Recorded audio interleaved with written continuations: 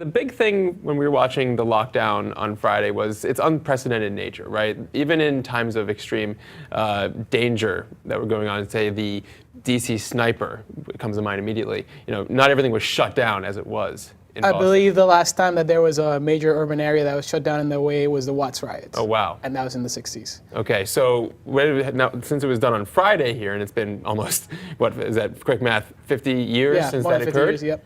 What can you tell us about the economic impact? Basically, if you think about the metropolitan area, right? Because Boston's a very spread out city. There's only about 600,000 people that actually live in the city of Boston. Most of the people in the city live in the suburbs and commute in.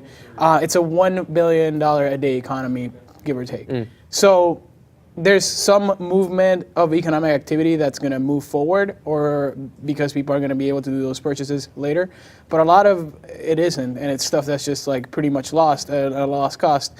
And, as you mentioned, and I think that it is important to mention, there's people that died because of this bombing. Yeah. There's people that were horribly maimed and families that were torn because of this. That cost has no dollars and cents price. But for the vast majority of people that were not directly affected that way, they might have been affected because their business wasn't able to open. And one of the points of terrorism is not only human carnage, really, but economic disruption. That's definitely one of the things that I think this probably hasn't been discussed as much yet, but it will be a point that will be debated going forward in terms of the fact that this shutdown ended up with a terrorist being caught, or I guess I should say the alleged terrorist being caught. So it was successful in what it was supposed to do. So a lot of people have said, like, look, this is the right way to do things, that we should do things this way moving forward.